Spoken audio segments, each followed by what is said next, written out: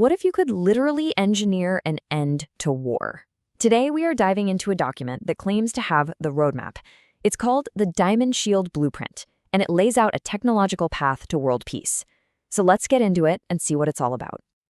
Right out of the gate, the blueprint makes this absolutely monumental claim. This isn't just about some new gadget or a better policy. We're talking about a single idea that could have the power to end war itself.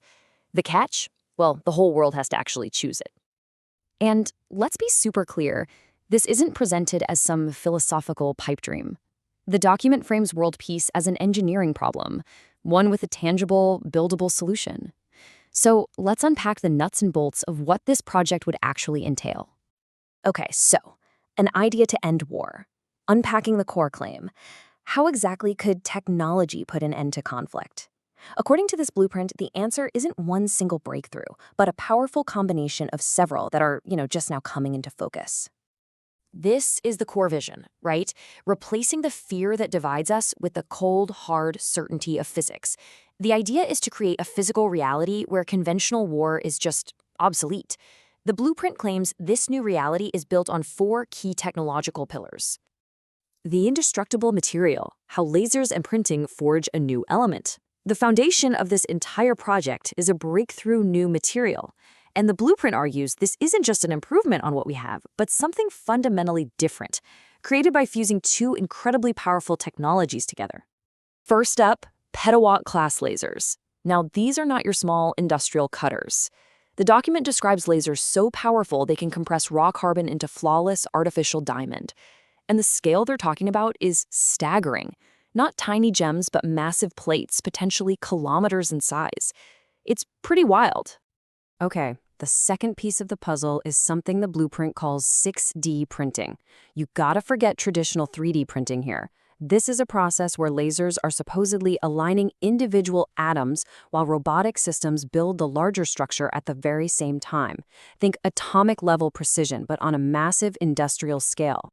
So here's the 3-step process laid out in the blueprint. First, those petawatt lasers compress carbon. Second, 6D printing arranges those atoms into a perfect diamond lattice. And third, AI-guided robotics assemble the final structure. The result? A material the document calls supercarbon. To really underscore how significant this claim is, the blueprint uses this dramatic line. The argument is that creating materials with this level of structural perfection is like creating a whole new class of artificial elements, ones that simply don't exist in nature. Forging the diamond shield. The first application, an unbreakable spacecraft. So you've got this theoretical supermaterial. What do you build with it first? The blueprint points to one of the most extreme challenges in engineering, creating a truly unbreakable spacecraft. To really appreciate the solution, you have to understand the problem: atmospheric reentry. A spacecraft gets hit with plasma hotter than 3,000 degrees Celsius. I mean, that's hot enough to melt most metals. Surviving that is the key challenge for any reusable spacecraft. See, conventional heat shields are basically disposable. They either burn away or use these fragile tiles that need constant replacement. The proposed diamond skin would be completely different, a permanent, fully reusable part of the hull, supposedly strong enough to handle reentry not just on Earth, but even on Venus or Titan. That's a whole other level. So the crucial point is this. The blueprint argues that this technology would enable the creation of the first truly reusable interplanetary vehicle, a ship that wouldn't need a massive refurbishment between flights, which would fundamentally change the economics and logistics of space travel. Everything, really. The Musk-scale project, why the blueprint points to one person. Okay, this next section is fascinating. The blueprint pivots from what this technology is to who could actually build it, and it makes a very specific and very bold claim. The blueprint justifies its focus on Elon Musk with this quote. The argument is that a project this radical, with a decades-long vision, just doesn't fit within traditional corporate or government structures. It requires, as the document puts it, a different kind of thinking. The source presents this timeline of projects that were once deemed impossible: landing orbital boosters, AI-driven gigafactories, the whole development of Starship. The blueprint then positions its Ultrafactory, the facility to build this shield, as the next logical, if gigantic, step on that path. So, to be really clear, the document explicitly states this isn't something to be built by a nation-state. It defines it as a Musk-scale project, implying a specific combination of private sector speed, immense capital, and a singular, driving vision is required to even pull it off.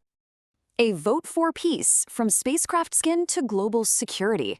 Now we come to the final and, let's be honest, the most audacious part of the plan. How does a technology for spacecraft heat shields translate into a blueprint for global peace? This is where the project scope expands from space travel to global security.